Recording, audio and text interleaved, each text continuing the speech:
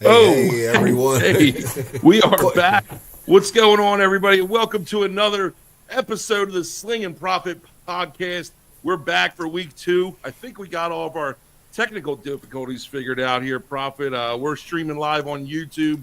We're live on X. We're live on Facebook. Check us out. Make sure you're following us on all the social media platforms, Sling'n Proffet.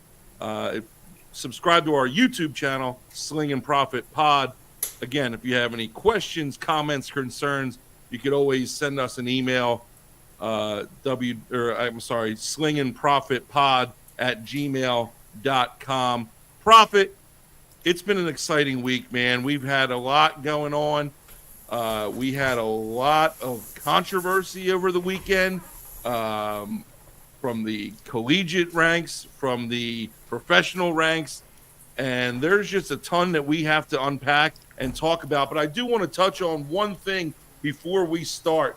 Moving forward, the Sling'n Proffet podcast, moving forward, will be coming at you live on Wednesday evenings. Okay, Wednesday. We have some what? Wednesday evenings, 7:30 Eastern time. We've got some scheduling conflicts going on Tuesday. We will be going back to our old days of Wednesday. However, we will be going a little earlier at 7:30 Eastern. So starting next week, Sling'n Proffet podcast, 7:30 Wednesday, and every Wednesday there on forward. Prophet, talk to me a little bit about this weekend and what's going on with you. We got a really big show tonight, people. I mean, like the Slinger said, there was a whole lot happening in both the college and the pro world this weekend. Stick around, you're going to be happy. What's going on with me, Slinger? Things at my age, as much as things change, they stay the same. One good thing, though, that did happen this past week, Mrs. Proffet, decorated the house for Christmas. The downstairs, anyhow. Up here, we keep it normal. But she let me put one thing out, and everybody's involved in this elf on the shelf thing and all, but I put my Scooby on the doobie right there on the mantle. So I'm happy. That was my Scooby laugh if you couldn't tell. But Prophet, we always got to worry about what you're putting out in the Christmas cookies come holiday season. So be careful, kids, when you're around Uncle Prophet. Don't eat any of his special brownies. Don't eat any of his special cookies. But it's always a good time at the Prophet house. I know that. Hey, we got a lot to talk about. We're gonna dive right into it here tonight. First things first, like I said, we're gonna touch on this podcast kind of everything from all different sports realms, and I think we'd be remiss to say that one of, if not the biggest sports story of the week, of the year, is happening in the college football world, and that's with the Florida State Seminoles being left out of the college football playoff. Okay, for people who don't necessarily follow the college game, I'm sure you've heard about it. Florida State was undefeated in their entire season, 13-0. They won their conference championship. They did everything they possibly could to cement themselves into that 4-team playoff that is college football at the bowl subdivision level, and they were snubbed on Selection Sunday for a pretty darn good Alabama team. Now, whether you agree or disagree, okay, the rules are different for whatever reason in college football. The selection process is different for the playoffs. There's no set regulations on, hey, if you win this, you get in. It's basically comes down to the 4 best teams in the committee of 13 people's eyes at the end of the year. So you could be 13-1 or 13-0 like Florida State, and you can miss the playoffs somehow for a one-loss Alabama team or somebody of that regard, and you have no control over it. It caused a lot of controversy. I'm going to read this quote quickly from the Florida State head coach, Mike Norvell, and then we're going to kind of get Proffet. I'm going to get your thoughts on it and kind of talk about this a little bit. So this is just a partial quote. Coach Mike Norvell of Florida State says, "I am disgusted and infuriated with the committee's decision today to what was earned on the field taken away because a small group of people decided they know the results or decided they know better than the results of the games. What is the point of playing the games? Do you tell your players it's okay to quit if someone goes down? Do you not play a senior on senior day in fear of injury? Where is the motivation to schedule challenging non-conference games? We are not only undefeated in the Power 5 conference champion, but we also played 2 Power 5 non-conference games away from home and won both of them. I don't understand how we are supposed to think that this is any way to evaluate a system." For those of you who don't know, the Florida State starting quarterback, Jordan Travis, 2 weeks ago suffered a season-ending leg injury, and the committee used that as their reasoning for omitting Florida State from the playoff system because they were playing with a backup quarterback. I know I kind of rambled a little bit, Proffet, but I want to get your opinion on this and kind of hear what you have to say. Well, I mean, 2 words: human element. And anytime there's human element involved in any decision making, somebody is going to be unhappy. Florida State, I feel bad for them. I do. 13-0, man. Like everything you just read, they did what they had to do to be there. I think the committee might have been hoping to try and avoid another 65-7 game in the championship round of play, but I don't think that would have happened with Florida State. Their defense is too good. Their defense is 3 times better than TCU's last year. Yeah, but and I think that's the argument going around too. Like, okay, if you had $1,000 to bet today on Alabama or Florida State, where's your money going? And if anybody says Florida State, then you're lying. I believe that the committee put in the 4 best teams. If that's the standard for your playoff system, it's a silly standard. The fact that you have more than 4 power conferences and you've only got 4 playoff spots. Now, they get reprieve next year because next year they go to a 12-team playoff. Do they? Next year the 12-team playoff starts. And the fact that the NCAA football has waited so long to have a legitimate playoff system is beyond me, when every other single sport can figure it out except Division I college football, apparently. But do they get a reprieve? Because if I'm not mistaken, correct me if I'm wrong here, Slinger, don't the top 4 teams next year get byes? Yes.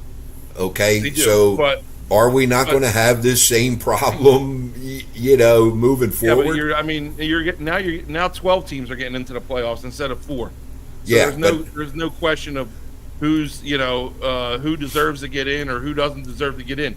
Now, don't get me wrong. When number 5 is playing number 7, like there's going to be blowouts, I think, in the first round. And like you said, you touched on it last year. TCU got blown out. They had no business belonging anywhere. Like it's going to happen next year, but at least it'll keep everybody happy from the standpoint of, well, why didn't my team get in? Well, now your team's going to get in, and then you're going to see why your team can't hang with the Bamas of the world. They're going to get in, but then you're going to have Florida. You're going to have a Florida State next year who's sitting at number 5, 13-0, saying, "I got to play an extra game now." No system is perfect. I get it. No. Well, that's what I said. When human element is involved, there's nothing perfect. Sure. Anyway, like I said, I think it's one of the biggest controversial stories of the sports world this year so far. Do I agree with it? Do I think they were snubbed? I think it's a terrible position that Florida State's in. I feel bad for them. What else could they have done? You're right, but you have to see it from the perspective of this is how we choose our playoff system. And Right. since the playoff system was initialized in 2012 or whenever they began, I can't remember. They've chosen quote unquote the best 4 teams. Who determines those best 4 teams? That's neither here nor there. It's the criteria to make the playoffs is the best 4 teams, and I do believe that the best 4 teams at this time are in. You could make a case for Georgia to get into over Washington, but if you want to go down that road, but Right, and that's what I was going to say. Georgia has a little bit of a beef too. Sure. In reality, and Yep. how there's the irony of this whole situation. From a gambling standpoint, I'm always looking for an unmotivated team in the bowl game. Now you got Florida State playing Georgia. Well, 2 teams. they're talking about boycotting the game. Like who? Oh, are they really? Yeah, I mean, I don't think I it's didn't- gotten any legs, but listen, the NCAA, they're snubbing us. We're going to snub them. We don't care, blah, blah, blah. But I think there's too much money involved. That's a big time no, I think, if they decide to do that. But something to keep an eye on moving forward. It's always interesting to see, especially with so much time in between games and stuff like that. So we'll keep an eye on that as we move forward. Moving on in our What's Happening segment here, we had big games in the NFL that we talked about last week, and none bigger than the 49ers-Eagles game, right? We'll talk about that, but we're gonna talk about what happened off the field here at the 49ers and Eagles game, with the 49ers linebacker Dre Greenlaw getting ejected from the game, and then the Eagles director of security, this guy Dom DeSandro, who has taken on a life of his own and a following, and it's kind of like a cult following, as is everything in the city of Philadelphia. He's the director of team security. And what happened, if you guys didn't see, and I'm sure you saw, or else you're probably living under a rock, this Greenlaw guy who's notoriously been a hothead, who's been in trouble a lot, who's gotten notorious for personal fouls and unnecessary roughness and things like that. He goes and gives Devontae Smith, who's about 160 pounds, a WWE German suplex that was completely unnecessary over on the Eagles sideline. All right. They throw flag on him. All right. He gets into a scuffle, rightfully so. The Eagles players, it's right in front of the Eagles bench.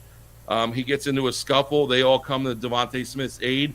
And when players are going at it, it happens on the field. Okay? There's no need for non-game day personnel to involve themselves in situations like this, which is exactly what this guy Dom did. He's on the sideline. I don't care whether you say he didn't come onto the field or not. He was close enough. He gets in. You see him trying to break up the players. That's not your job. That's not your job there. He's trying to break up the players. Greenlaw takes offense to it, throws a hand in his face, and it goes from there.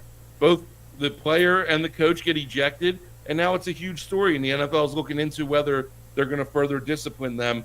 I got a lot to say about it. I'm going to kind of digress a little bit and let you kind of come in with what you got. But what do you think about this whole situation here? Well, number one, Big Dom, as they call him, he, we said it last week, he needs to know his role, okay?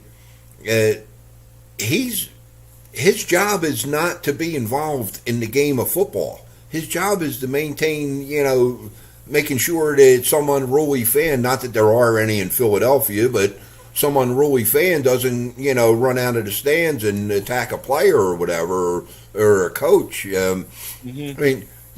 Greenlaw, absolutely. He deserved to be penalized for the hit on Smith.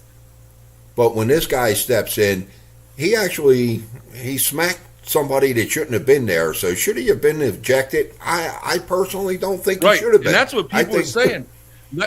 these people are like these Eagles fans, not all of them, well, most of them are like, oh, well, Greenlaw got ejected, blah, blah, blah. He didn't get ejected for the hit.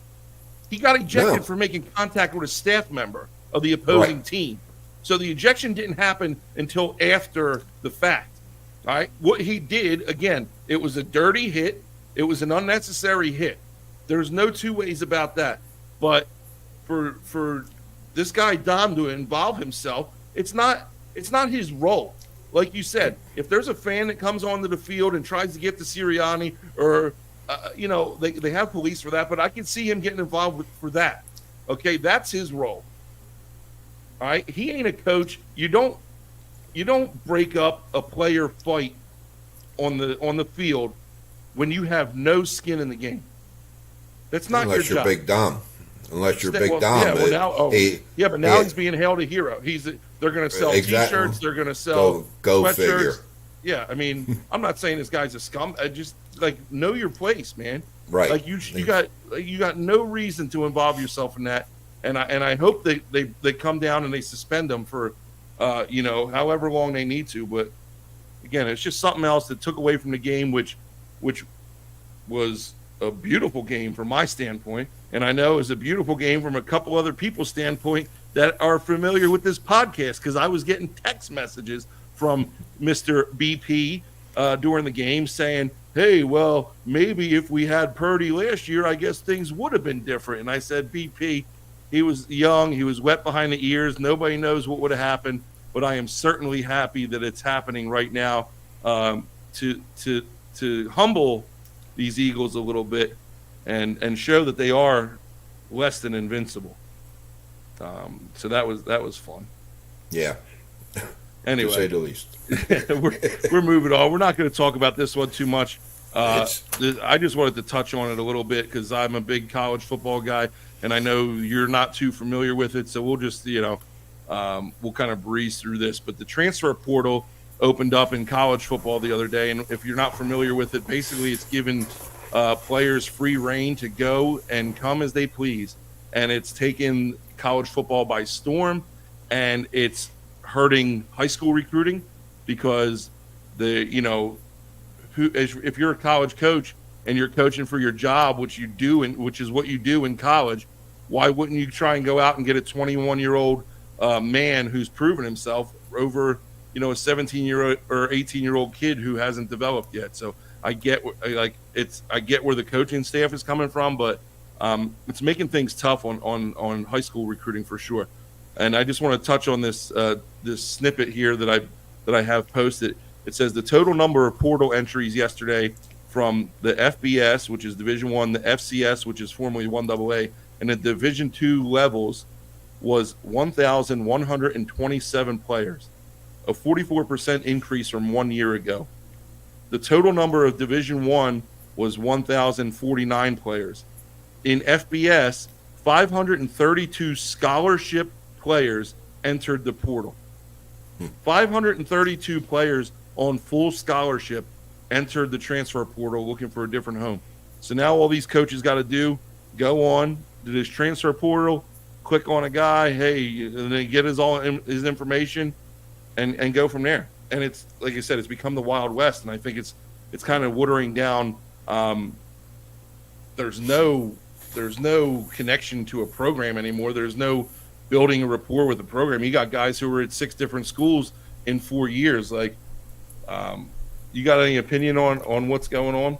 Well, yeah, because I mean, it just makes it so easy that if you're, you sign on to go to, for the sake of discussion, let's say Tennessee, and you get there and you think you're going to be a star. You got a full ride there, and you don't see the field. Hell, I'm just going to go somewhere else. And you get there, and you're not that good. You don't get on the field there. Hell, I'm going to go somewhere else. It's like, it's ridiculous. And there's, if you jump from team to team, there's no penalty. Is that correct? Yeah, I mean, I think you get one free transfer, and I think after the second one you have to sit. But there's ways around it. People are just kind of abusing the system. And like Larry said, money is ruining the game. I was listening to an interview that Matt Rule did the other day, who you guys know he was the head coach of the Carolina Panthers. Now he's the head coach in Nebraska. He said you go into the transfer portal, and with the new NIL deals, which is the name, image, and likeness deals, which quite frankly, you're not getting paid for your name, image, and likeness. All right, they just use that as a ploy. You're getting paid. They're paying players, which is what they tried to avoid for years, is paying players, and now they're openly doing it. But Rule said you go into the transfer portal, you got to pay $1 to $2 million to get a decent quarterback to come to your program. In what world are we paying players this kind of money to play college football?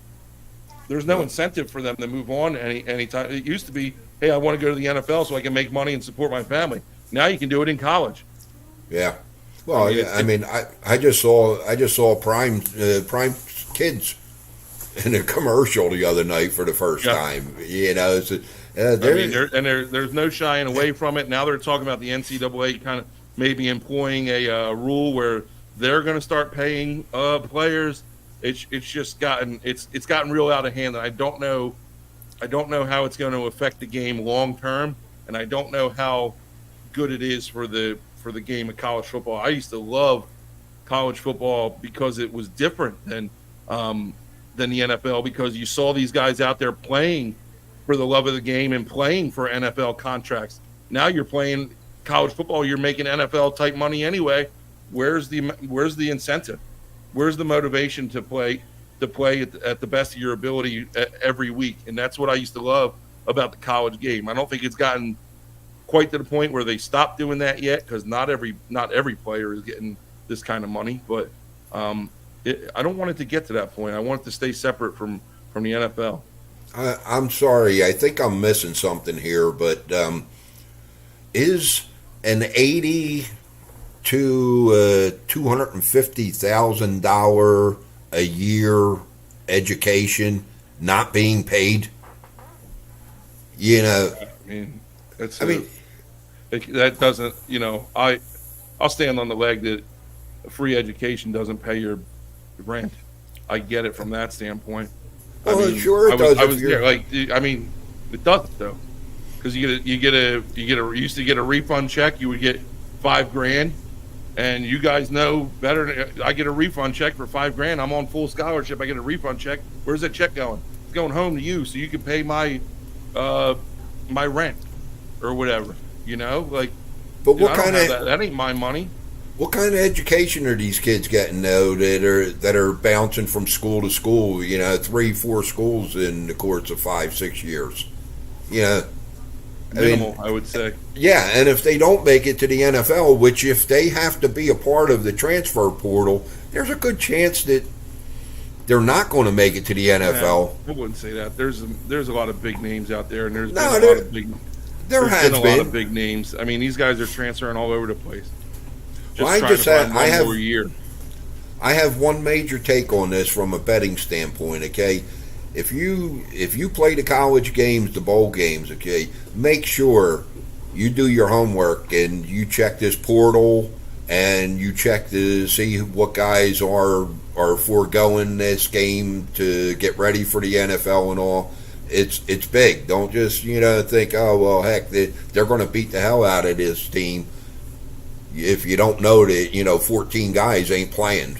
Yeah, I mean, I think there's that's become a thing over the years where there's a lot of people that are going to be opting out of these games, and a lot of big time players. If you're not in the playoff game, you're going to see a lot of opting out for these big time teams. You don't see so much, for the lower programs who just squeaked into a bowl game because they may or not be focusing on the NFL entirely. But for these big time teams, you're going to get a lot of opting out. So we're going to move on here. We're going to move into a new segment, all right, that I'm excited about, because why am I excited about it? Well, first of all, I made this cool little logo here. That's one reason. And second of all, how about this new theme music? We're going to do a weekly roundup here.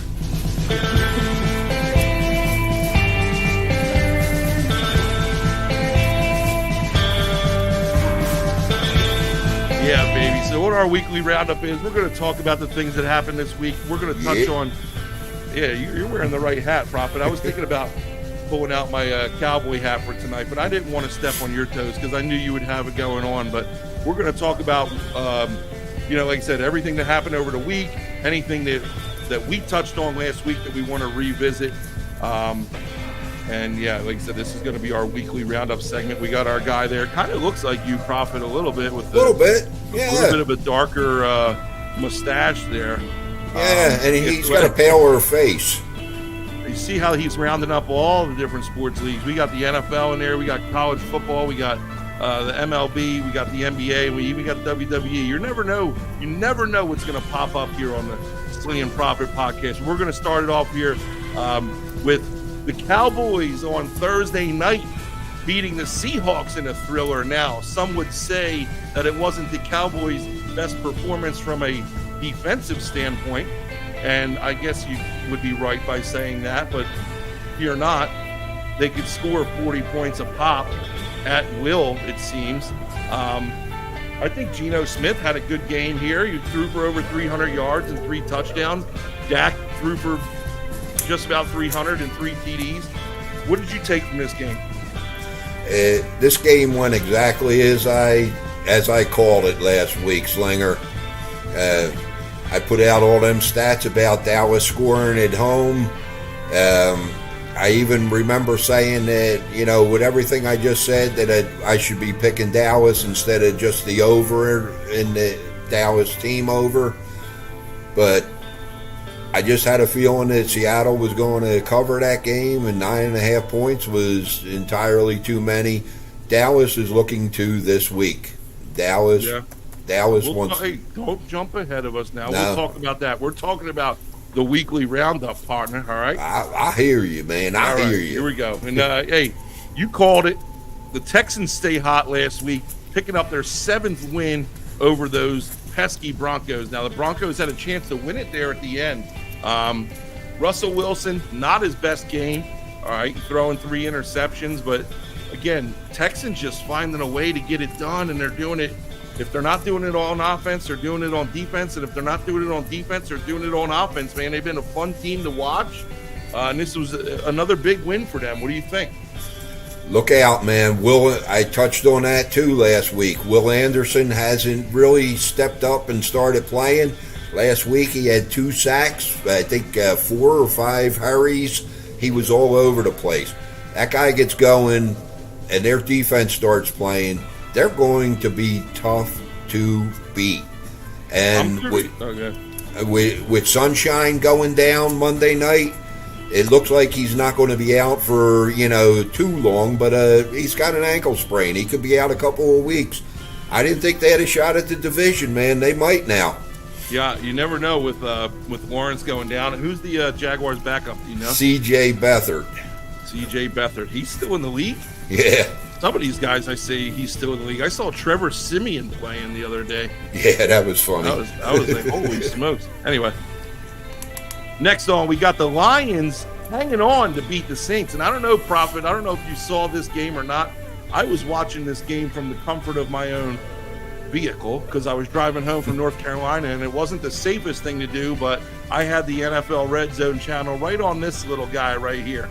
And I was watching that entire game, and I'll tell you what, the Lions got off to about as good a start as you could possibly hope for, jumping out to a 21-0 lead, all right, and taking a 24-7 lead into halftime. But those Saints, man, you can't ever count them out. They came roaring back. Lions were able to hang on for the victory, though. Like I said, it doesn't matter how you win, just get it done. Goff, a little mediocre, 213 yards, 2 touchdowns, but the Lions found a way to get it done. What'd you think?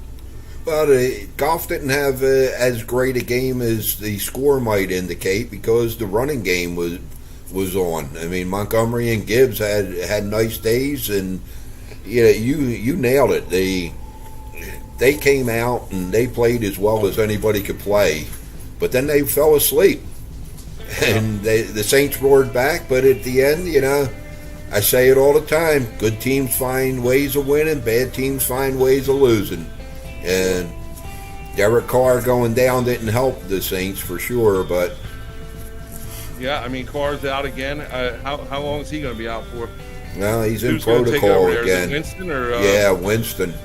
Winston or Taysom Hill? I don't know what they're going to do, but I know it wasn't a good week for fantasy for me. But we'll talk about that in a couple minutes. But and that Lions game, I know it's every week with who do you play? You play Gibbs, you play Montgomery. Nobody knows what the heck to do. So usually you want to play both of them because they both score points. But finishing up here, you had it down as a game of the week. I kind of questioned you a little bit. I said, I'm not sure I see this one. I see it now. I see it now. And I you know who I blame here? Taylor Swift. I blame Taylor Swift because anytime she's in the building, they just can't get it done offensively. Jordan Love stays hot, and the Packers take down the Chiefs on, was it Sunday Night Football or Monday Night Football? Sunday night. Jordan Love has got to be one of, if not the hottest quarterback in the league at the time. Would you agree with that? Absolutely. And you'll hear later in the show that I agree with that. I told you I wasn't 100% sure that Green Bay could win this game, but I did say that they might win this game. Kansas City is not the Chiefs of old. They are having a bad year this year. 8-4 is a bad year for them. And Jordan Love, he's on fire. They're putting it together.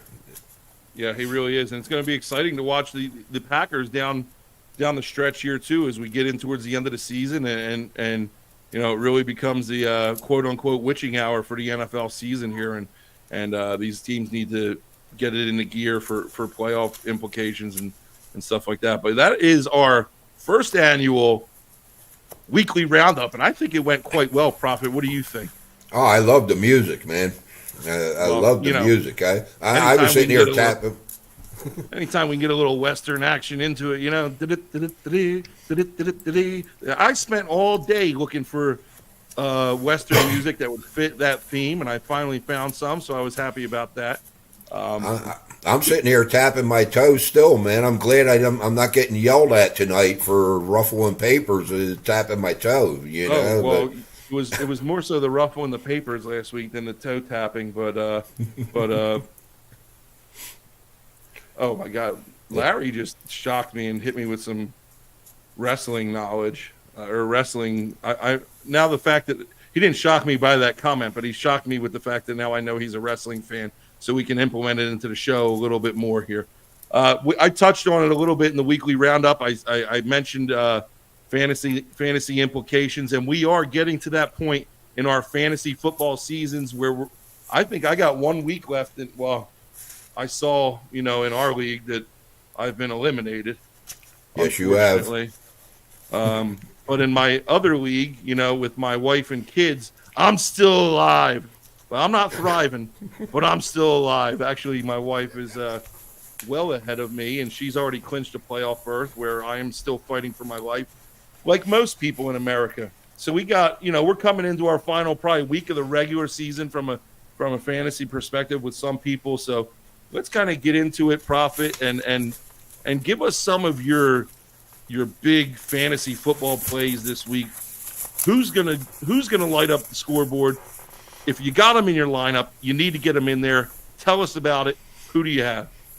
Well, last week I threw out 6 picks, 6 plays. 5 of them had great weeks. 1 had a so-so week. In most leagues, he scored like 10 points, and that was Najee Harris. But so hopefully you guys took heed to what I said and got your guys in the lineup. This week I'm going to do the same thing. I'm going to put 2 quarterbacks, 2 running backs, 2 wide receivers. I'm going to start with Josh Allen. You got him on your about Josh Allen. Please talk to us about Josh Allen. You got him on your team. You get him in your lineup. Really? He's accounted for 5 games versus Kansas City in his career so far. 15 touchdowns, 2 picks, 1,400 yards. Do not be afraid of Kansas City's D this week. You got Allen. Get him in your lineup. He is going to have a big game. Well, I think that's the thing too. Like everybody knows what's coming with the Bills Chiefs matchup. Everybody knows what you're going to get. It happens every year. So don't be afraid of Allen. He is my quarterback as well, so he will be in my lineup for sure. Who else? And the kid we were just talking about, Jordan Love, man. I mean, the kid's on fire. His last 3 games, he's thrown 8 touchdowns, 0 picks, 857 yards. And now he's going up against the 19th ranked pass defense in the league. The only thing that could be a deterrent is the weather. And you're up there, you would know better than I. But and for some reason, this is a Monday night game. I'm not sure. I think they flexed it. There's two Monday night games. Yeah, there's 2, which is weird. But I mean, in fantasy, you want to play the hot hand, and the hot hand is Love right now. Yeah, I mean, I played him in my fantasy league for Allen, who was on a bye. He got, I forget how many points he got me, but yeah, I was a little shocked at that, considering that you were in the show last week. You were saying nothing good about Love, but you picked him up, and I don't know how that happened. I think my finger slipped on the button. I was rolling through the free agency. I was ready to pick up Tim Boyle, but I think my finger just clicked on it's a good thing you got fat fingers. Instead. Yeah, exactly. Anyway, who you got at running back? Okay, running back. I got Zach Moss as my first selection, and he's going up against a very bad run defense in Cincinnati.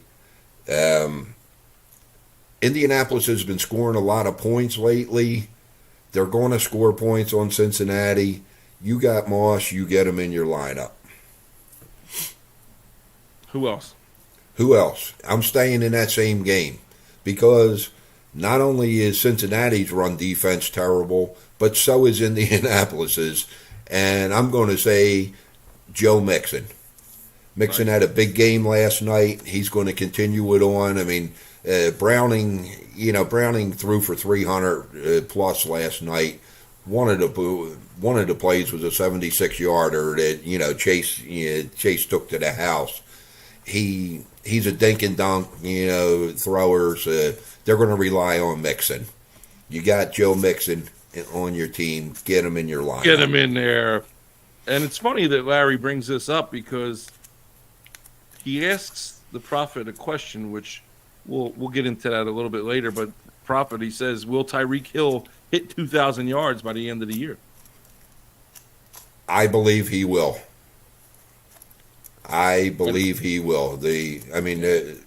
Tua is just feeding him the ball. Well, that's not true. Tua is feeding everybody the ball. That offense, they have a fairly soft schedule, if I'm not mistaken. I know they got Buffalo the last week of the year, but that is in Miami also. Yeah, I think Tyreek is going to hit the 2,000 mark this year. And it may not be in the last week of the year. It may be before that. Who do you got receiver-wise, fantasy football implications? Receiver-wise, you got Drake London on your team. You put him in your lineup. Drake London's going against a bad pass defense this year, and I foresee a high-scoring game here going against Tampa Bay. I don't know. This is more of a gut play than anything else. Drake London, I think, is going to be a beneficial play for you this week. I'll tell you what. If that play hits, we'll come back to this episode because he's not quite doing what he was expected to do this season, right? Agreed. So Agreed. If that play comes to fruition, then we will know that you truly are mysteriously, mystically the prophet. Who else? And last but certainly not least, I lied earlier. I said I was going with 2 wide receivers. I'm going with a tight end here, and that's Jake Ferguson. The no-brainer pick there in that game is CeeDee Lamb. I mean, I see a shootout in this game. Ferguson's going to have a big game here. CeeDee Lamb, Ferguson, I think, are going to be the two main players there for Dallas this week. You got Jake Ferguson on your team. You make sure he's in your lineup this week. Get him in there. You guys heard it here on the Sling'n Proffet podcast. If you got him on your lineup, you get him in there. And I just want to play a clip here that I think really resonated with me this week. All right, so if you just want to hang tight here for a second. Oh, wait.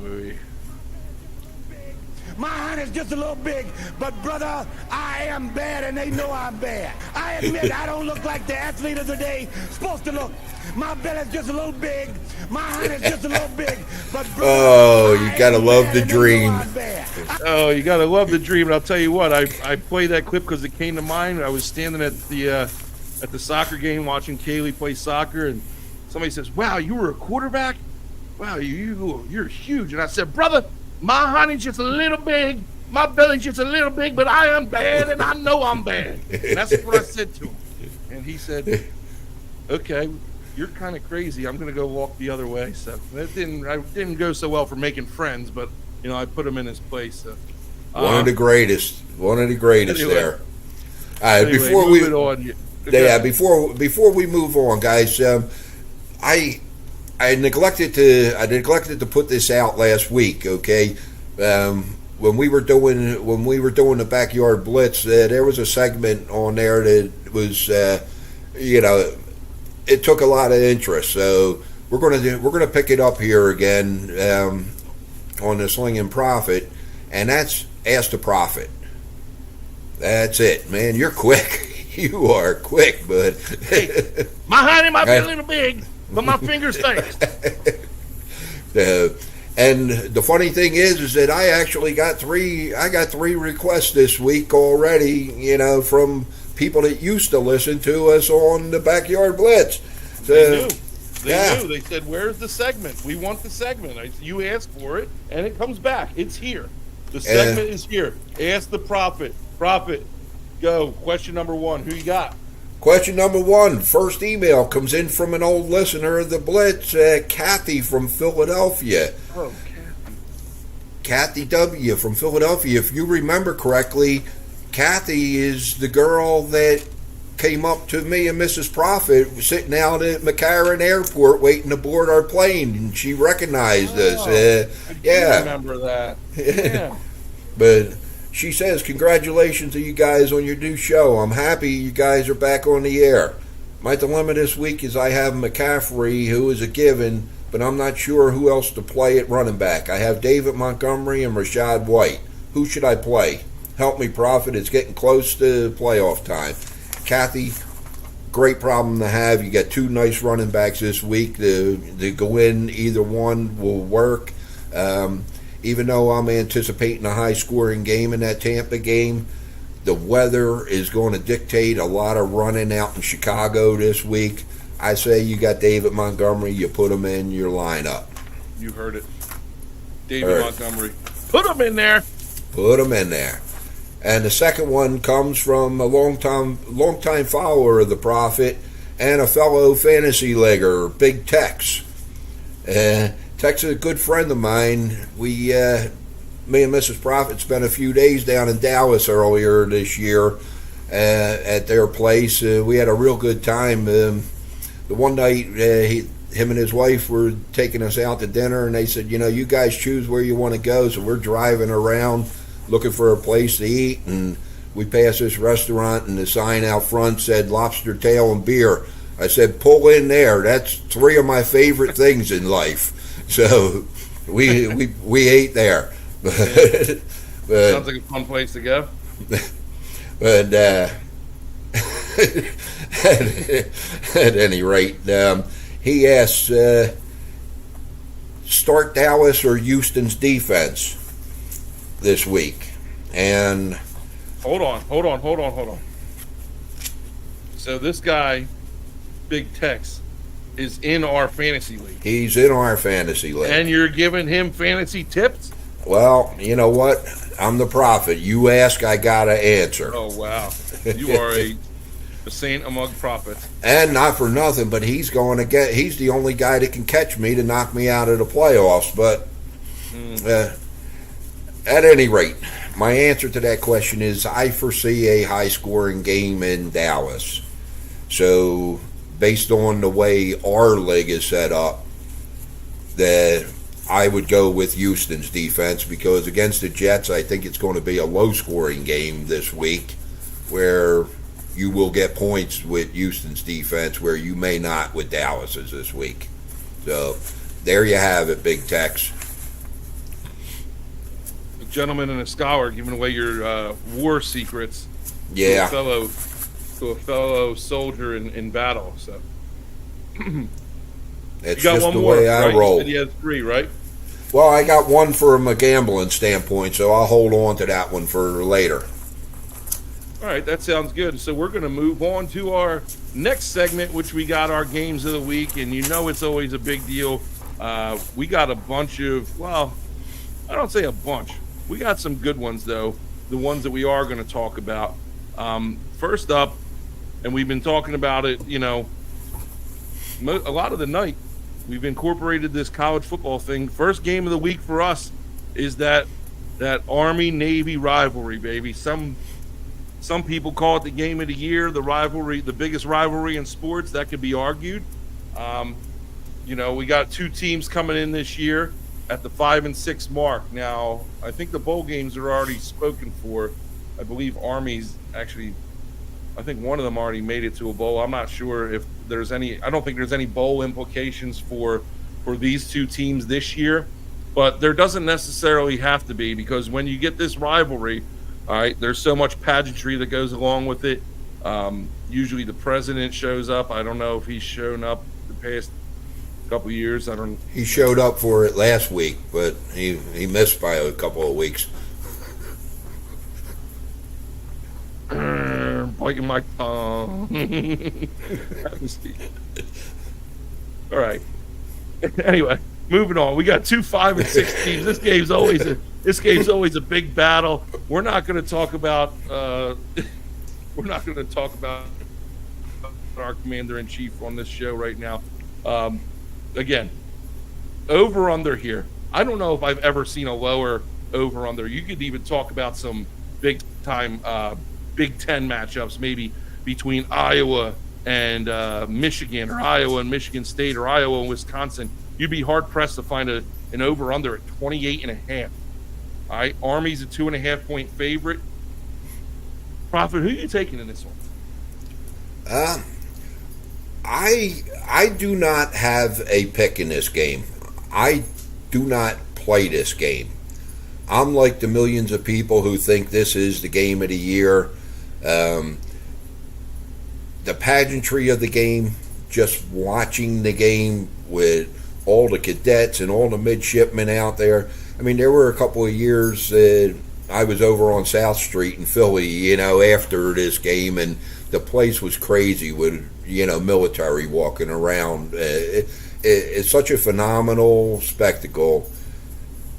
It doesn't matter what the records are. This game is always a tough battle. I've never been in the service, so I don't, you know, my father, the late great Proffet Sr., and his son-in-law, you know, they were Navy, Army. They had a running back going each year. I just enjoy this game for the game. It's being played in Boston this year, by the way. Yeah, I saw that too, and it's kind of weird to me, because usually you think of this as a Philadelphia game. They dabbled in Baltimore a couple right. years sometimes, which, I mean, I get it. You know, Naval Academy's right there, but I don't understand the whole Boston aspect. It's, you know, you kind of took me by surprise by not making a pick, but I'm going to make a pick, and I'm going to go with Army in this one. I think they just got a slight edge on the offensive side of the ball, but in this game, man, it doesn't matter, you know, right, who's better on offense or who's better on defense, because rivalry games like this, it could be anybody's game. I will be revisiting this game a little bit later in our segment, so I'll hold on that. Moving forward, our next game of the week gives us The Seattle Seahawks, 6-6 at the San Francisco 49ers, 9-3. Now, the Niners are coming off a big win, obviously a huge win in Philadelphia. Now they're traveling coast to coast again, back and forth. I don't know that I like this line here. I think this line is very high. Seahawks are, they played a good game against the Cowboys this past week. They've shown that they can score points. I don't like the Seahawks to win this game. I do like the Seahawks to cover here. I think that's a lot of points for the Niners, and I think that they might have a little bit, they're coming off a very emotional win. All right, and they're coming off a lot of traveling. It was a big game for them to beat Philadelphia the way they did. I think they're gonna have a slight letdown. I do think they're gonna win. I don't think they're gonna cover. What do you think? I couldn't agree more with you. They are going to have a little bit of a letdown, which in turn to me means that they're not going to win this game 42-10. They're only going to win it 24-6. They played 2 weeks ago in Seattle on Thanksgiving evening. San Fran beat them, 31-13 it was. Seattle did not score an offensive touchdown that night. Jordan Brooks scored for the defense. I don't think Seattle's going to score an offensive touchdown this week either. Damn. You think they're going to shut them down like that, huh? Yes, I do. No love and no faith in Geno, huh? Well, San Fran, after their 3-game, whatever they were doing in mid-season, where they lost 3 games in a row, and they just looked terrible. I mean, they've turned it back on, and I don't see Seattle. I don't see Seattle standing in their way this week. Do you think, talking about kind of straying from this game a little bit, but do you think that the Niners are the inside track to the 1 seed in the NFC? I think that's going to be determined on Sunday. This Sunday. This Sunday, yep. Between what, the Dallas Eagles and this game? Yeah. So you're saying if the Eagles lose this week, you think the Niners are going to take the number 1 seed? Boy, you're saying right in my head. That's weird. Usually we don't see too clearly on one another, but I guess maybe this is a different podcast, different view site. I don't know. I don't know if it makes for good television or not. But well, should the Eagles win this week, I mean they got 2 losses and they've got 5 cupcake games left, or 4 cupcake games left after that. I did see the strength of schedule came out. Like somebody sent out a little graph today, and the strength of schedule came out, and the Eagles got like the 6th easiest schedule the rest of the way out. So yeah, the Seahawks, record-wise anyhow, the Seahawks are the toughest game on their schedule. Now, they've got a couple division games, which are never gimmies, but yes, they should win out. If they win this week, I think they win the number 1 seed. But so you got the Niners big over the Seahawks this week. Yes. Moving on to our next game, we got those Buffalo Bills visiting the Kansas City Chiefs. We talked about it earlier. This game's always a shootout, man, and I think that over-under is a little bit low, maybe at 48, but I don't know what the weather is looking like. It's a little too early to tell. Quite frankly, I think Josh Allen needs to play lights out to give these guys any shot at the playoffs. I know we talked about it last week about how I don't think that the Bills are going to personally make it this year. And not for nothing, the Chiefs have got something to prove because, like you said earlier in the show, they're not the same Kansas City Chiefs that they've been. No. And I think they got a lot to prove this week. You got a Buffalo team that's you never know what you're going to get out of them. So it's going to be interesting to watch. I'm going with the Chiefs in this one. I think they'll take it by 3 or 4 points. I think this game's always pretty fun to watch. I think Mahomes will come ready to play, and the Chiefs offense will find a way into the end zone this week. What do you think? Well, I go figure. I disagree. Okay, Kansas City is 3-2 in this game in the Mahomes Allen era. The last 4 games have been played in Kansas City. The over is 3-2 in this series, and Allen has not lost a game after a bye week since he's been in the league. And he had a bye week last week. Kansas City, I just don't. I don't know what's wrong with this team. Well, I do know what's wrong with them. Mahomes has no receivers, not one. And that includes Kelsey. Ever since Kelsey got hooked up with this Swift girl, he just hasn't been the same. And you're gonna piss a lot of people off. I'm sorry. I'm telling it like it is. That's the numbers don't lie. I'm a numbers man. And I see Buffalo winning this game easy, 35-24. Wow. Another one that the people are going to come back to and say, you called it, Prophet. You called it big time to go into Kansas City and to kind of put a lump on them, man. That'll be something. I don't, like I said, I could see this game being close. I don't see Buffalo doing that. I can see it going either way, but, time will tell. Time will tell. I can tell you what, it doesn't matter what Allen does for me because I'm out of the freaking playoffs already, so who cares? Well, you're a spoiler. Yeah. Our last game of the week, and we talked about it, it's a big one. We got the Eagles at the Cowboys, prime time television, biggest game of the weekend. I don't know. I can't say biggest game of the year because that was I feel like last week. I don't know. Every week's the biggest game of the year now. Yeah. But I got the Eagles going into Dallas with a chip on their shoulder. And Jerry Jones walking up to the Eagles and just grabbing the chip and putting it in some friggin' onion dip and throwing it in his mouth because I got the Cowboys in this one. It's going to be a fun game. It's going to be, you talk about heated rivalries, you talk about Army Navy, Dallas and Eagles, man. It's a huge NFC East rivalry, and it's time for Dallas to turn the corner.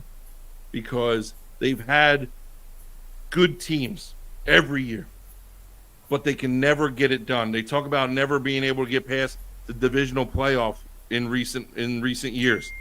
Now, is it possible that if they don't win or they don't make a deep run into the playoffs, they're firing their coach? That's what I've been reading. It. McCarthy could be on the hot seat here if the Cowboys don't make a run into the playoffs this year. I think they got a lot to prove this weekend. They almost had them in Philly. They should have beat them in Philly. That over-under is high to me. I don't think it's going to be – I don't think it's going to be a 38-35 shootout. I got Dallas in this one in my heart, and I got Dallas in this one in my brain. What do you got? Well, I can't disagree with you on this one. Dallas they've beaten the Eagles the last 5 times the Eagles have gone into Dallas by a total of 78 points. Jalen Hurts hasn't beaten Dallas in his career. The over is the games are going over the last 6 games. I see a lot of the same trend in here. If Dallas wins, they will have beaten the first legitimate team this year. I mean, Dallas, they're 9-3, but they haven't beaten anybody. Oh, Seattle was the first game last week that they beat a team with a winning record. And they were 6-5. You don't like the way they look. You don't like the way they've been playing. You don't like the way Dak has been playing. You don't like the way Lamb has been playing. No, I do. And they're home. And I threw out 100. BP checking in. Dallas. Hey, BP. I threw out 100 stats last week about Dallas at home, how great they are. And I think it's going to continue.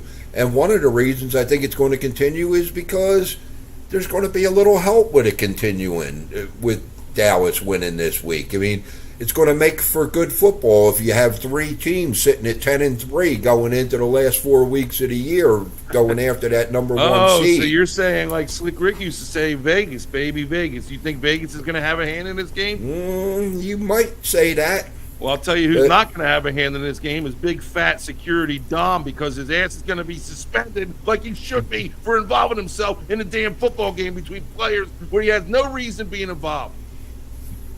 Sorry. I got the boys in this one 34-27 because I think it is going to be a high-scoring shootout. All right. Well, I mean, we'll talk about that, and as we get into our next segment here. So you got the Cowboys winning big.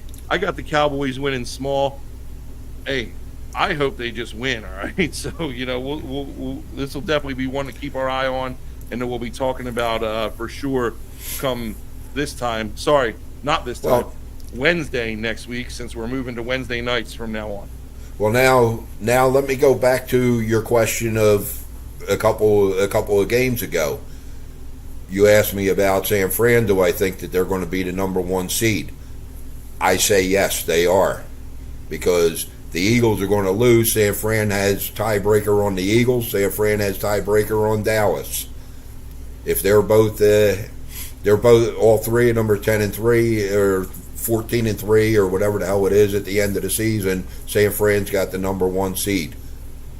So Dave yes, Blizzard checking in. Double-digit win for Dallas. This is what scares me here now, because they want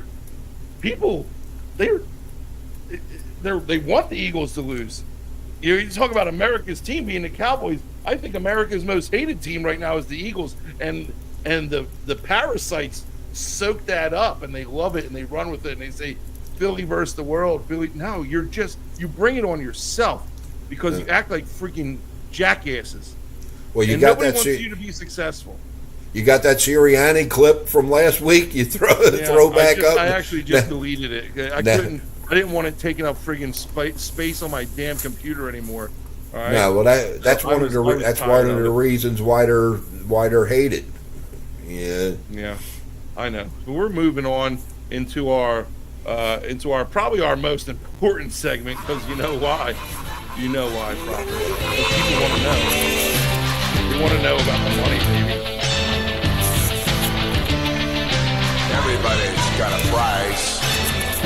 Everybody's got a price. Everybody's got a price. Everybody's got a price. Here we go. We're going into our Sling'n Proffet plays of the week. And if you don't know what plays of the week are, we're talking a little profit making. And I'll tell you what, there was only one man making profit this week, and that was our boy, Mr. Profit himself over there. Let's take a quick recap here of our games that we chose last week, all right? I took the Eagles at 2.5, plus 2.5, because I just couldn't see. I don't know, man. I've been burned by them enough this year that I had a feeling that they were going to get it done or they were going to cover. All right, that's not the one I'm pissed off about, because they got blown out, and I'll take the loss on money over the blowout all day, because that would just made my freaking day. The one that I'm pissed off about, all right, is my men's basketball play on Wednesday night. And you guys will be happy to hear that it's coming back again for tomorrow night. And if you want to make money, ride my basketball plays, because they are money, except the one last week. But that was a bad beat, and we're going to talk about that. I won the St. Joe's because St. Joe's was a 15-point underdog, and they won outright. Northern Kentucky covered by 7 or more. And then LaSalle coming in at +5. Had the game in hand at the end. They were going to win outright until Temple hit a buzzer beater to send it into overtime. And I said, oh, crap, here we go, overtime. Prophet says, you'll be fine. You'll be fine. I said, I'm never good in overtime. And I was good in overtime. We were good until Temple hit a buzzer beater and send it into a second overtime. And I'm like, oh, my God, there's no way that we can get through 2 overtimes. Can we? Prophet said, you're good. You're good. until Temple hit a buzzer beater and sent it into a third overtime. Let's go, baby. 3 OTs. We're doing it. 10 players fouled out. 81 combined free throws. Unheard of. And, of course, LaSalle proceeds to get blown out in the third overtime of the game, and I lose a bad beat in that regard. I hit my Bo Nix touchdown play, which was a big one, 60 to win 100. I wound up finishing the week down $20, but it was sure as hell exciting. I've never seen a basketball game like that, honestly. That was pretty wild to me. It was a crazy game. I was following it. Yep. I mean, hitting threes down, Temple's down at the end of each the regulation, the overtime, and throwing up threes to push it on. Yeah. Well, let's dive into your recap. And there was really only one thing that you were about this past week, and that was this. Money, money, money. Money, money, money. Money, and that's what we kept on saying, and we kept on putting it on Twitter and Facebook. Prophet's just out there making money. And hey, listen, man, if you guys want to ride along and you got DraftKings or you got the accessibility to do a little wagering yourselves, Prophet's a good guy to follow, man.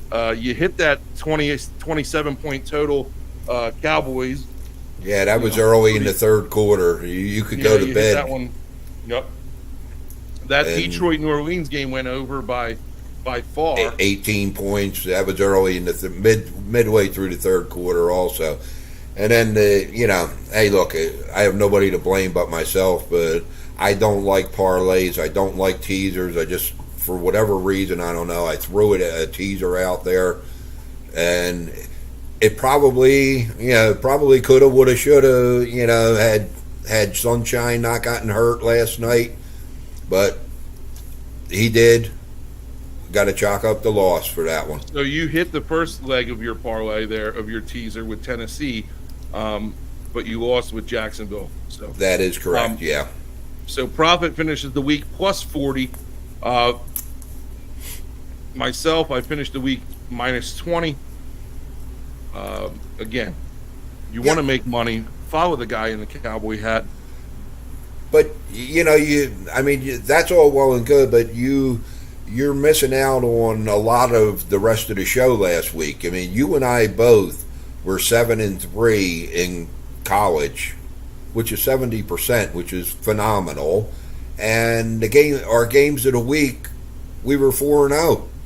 Yeah, I didn't even go. Like I said, I admitted, because I was in North Carolina this weekend, and I didn't have a chance to. I didn't have much internet access, but I didn't have a chance to go back and look at our bowl picks. But I didn't know that we were 7-3, so that's pretty cool. I knew we were 4-0 in the pick'ems, but that's why we're doing this thing, because people expect us to be 4-0. You know what I'm saying, Prophet? Yeah. So let's jump in right now to our plays for this week, and I'll go over mine here, and then I'll let you kind of handle yours. First things first, we talked about that. You said you don't play this game. You can take the day off, but I'm going to play it. All right, I got a big event coming up Saturday night. I need some action in my life with football and gambling. All right, I need something to watch on the television, something to get excited over. I told you this line, this over-under is low. I think that this game is going to go over. I think it's going to go over relatively easy. I got Army Navy over 28.5. 60 will get you 114. All right, and I'm going to make this a thing now because I was so close last week with my 3-team kind of off-the-wall funky men's basketball parlay here. I got another parlay for you. It's a Wednesday night, so if you're degenerate like myself, you got nothing else to do on a Wednesday night. I might have to change the nights now since we're changing the night of the podcast, so it'll be Thursday night, so you can follow along with me. But tomorrow night, men's college basketball. Take this 3-teamer. All right, you got St. Bonnie minus 8.5. Take it to the bank. You got UMass -2 over my old alma mater, those Towson Tigers, who've never been real good at basketball. Take UMass -2. And then you got Vermont -2.5. I forget who they're playing, but it's something like St. Mary's, you know the rest. The blind. Yeah. So take Vermont -2.5. St. Bonnie's -8.5, UMass -2, Vermont -2.5. Throw yourself down a 25 spot. Get yourself down or get yourself back $174. All right. My last play of the week is Bailey Zappi over 0.5 interceptions. This guy might throw 5 interceptions this week. If you got more money than 100, lay it down. I'm only putting 100 on it. Put down 100 to win 153. Bailey Zappi over 0.5 interceptions. All right. My balance from last week is 480. I'm wagering 185 this week. My new balance is 295. Let's see where we're at after the weekend. Prophet, are you able to read your screen? I made the letters a little bit bigger for you this week. No, I'm not. But you see, I do my homework and I keep it all logged, so I can. Look, there's a button in the bottom right. It makes it full screen. So if you make it bigger, you can probably read it. Anyway, go ahead. Okay. My first play is over in the Atlanta-Tampa game. I see a high-scoring game here. This game falls into one of my favorite angles. It's one of my favorite angles, so I dubbed it the 420 angle. Okay. I'm not going to get into just play the game, and you're going to cash your ticket. Okay. Second game, I got Dallas and Philly going over. Again, I said, earlier, they're 6-0 the last 6 games on the over. Neither one of these teams play defense against decent quarterbacks, good quarterbacks. This is going to be a shootout here, and it could turn out to be pretty much of a classic game. My final game, I'm riding the hot hand with Jordan Love. I mean, hell, given 6.5 points to the Giants. Both of these teams are on win streaks. The Giants beat a bad Washington team and a putrid New England team, where Green Bay has beaten Kansas City, Detroit, and I believe the Chargers. Green Bay's hot. I'll take a red-hot Jordan Love or a red-hot Love over a Danny DeVito anytime. I'm wagering 55 to win 105 on each game. Guys, if you notice, I don't have any parlays there. I don't have the teasers. I hate them. You want to win money, you stay away from that. Stay away from them parlays. Yeah, it's nice when they hit. But they hit so few and far between. It's hard enough to hit one game, let alone 3. Yeah, and I know anybody that's in my friend group that's watching was probably nodding their head yes, because they are in the same boat as you, but I still can't seem to learn that valuable life lesson, Prophet. Did you say you had one more Ask the Prophet question? Oh, yes, I almost forgot that. That's why I'm the host. That's it. Good job, thank you. Okay, and this email came from Empty Pockets. Oh. And he says, "Hello, Prophet. I followed you last year on the Backyard Blitz and thought you were great. I have questions for this week's games. I deal with 3 services, and they gave me these plays this week. New England +6, Baltimore -7.5, and Pittsburgh -6. I was thinking about doing a 3-team round robin. What do you suggest?" Well, Empty Pockets, I suggest for starters you get rid of the chowderhead services, okay? You're paying all this money. Just keep on watching this show, and you'll get better information for free, okay? And you got Empty Pockets because you probably shouldn't be betting, okay? I look at, and I mean no disrespect to to people watching the show. I mean, we want people watching the show for sure. But look at what you gave me. New England +6 and Pittsburgh -6. You're going to round robin them. They're playing each other. You're going to lose your freaking money. Okay, so stop betting until you watch us and figure it out for a while. You're yelling at our fans already, and it's week 2. You're in classic Prophet form. You're going to scare people away. You're going to piss people off. Remember Callie D from last time?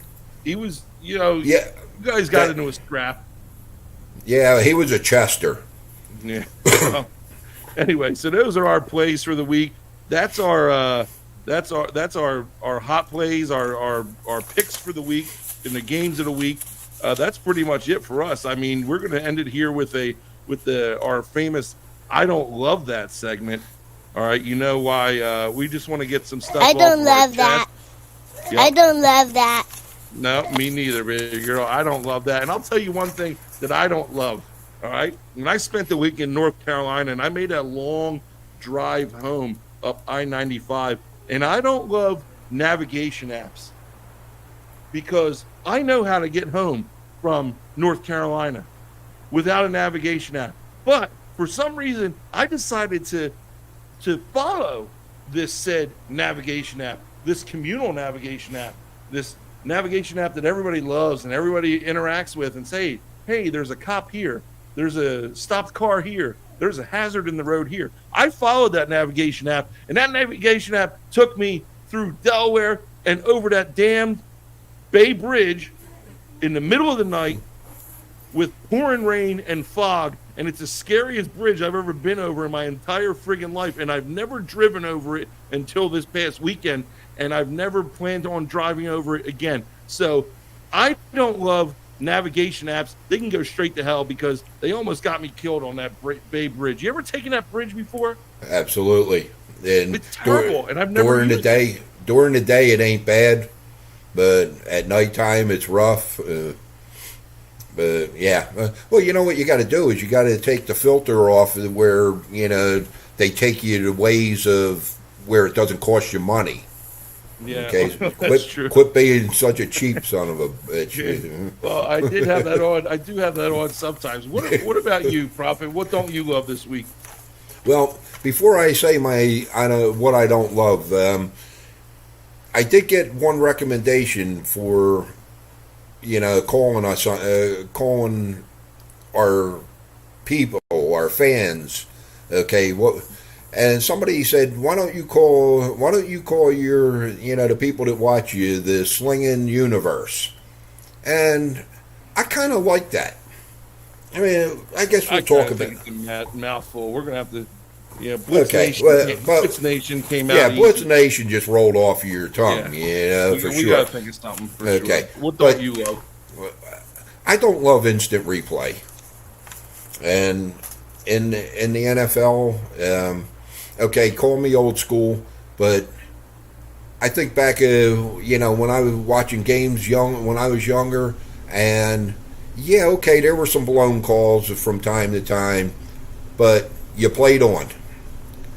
And nowadays in the NFL especially, it's the worst, okay? They're trying to do everything to speed all these sports games up. College football went to, not stopping the clock after first downs now. Baseball, you have to pitch the ball, within 20 seconds or so, But yet, in the NFL, these referees, they don't make any calls. They don't make important calls. They make a call and they say, okay, well, yeah, it was a turnover, and they let the booth review it. It delays the game. The guys are getting paid to do nothing, and I don't like it. If the guy makes a catch and the ball did hit the ground, so what? Let's move on. Play the game. Yeah. I know a lot of people don't agree with me on that, but it's just aggravating as hell. I'm all for speeding the game up, but you got to But get calls right. Now, when you're splitting hairs between, was this a catch when the tip of the ball hit the ground, but he's got his hand under it? Dude, I'm not all for that, but I'm fine with replay. When There used to be 30-second limits on the replays. Yeah, there used to be. There's not. Now it's like they're watching the TV for 5. I think they got I Love Lucy on the damn thing or something. I'm just glad they got rid of the replay for the pass interference penalties.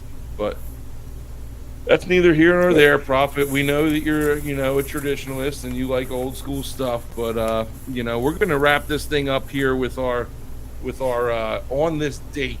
And I know, you know, it's kind of a funky segment, but I just like looking back at the things that happened, and I'm going to kind of take 4 or 5 every week.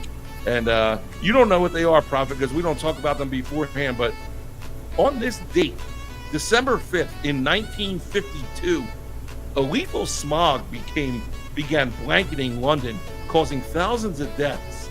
The incident prompted the passage of the Clean Air Act in London in 1952.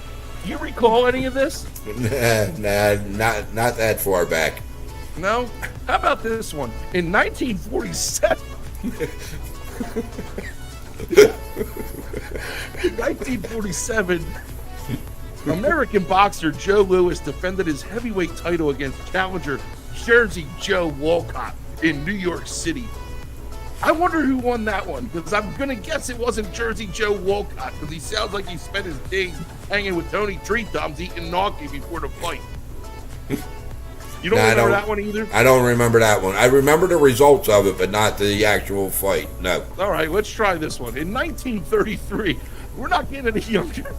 We're not getting any younger here, but maybe you'll start remembering something. In 1933, on this date, Utah became the 36th state to ratify the 21st Amendment, repealing prohibition.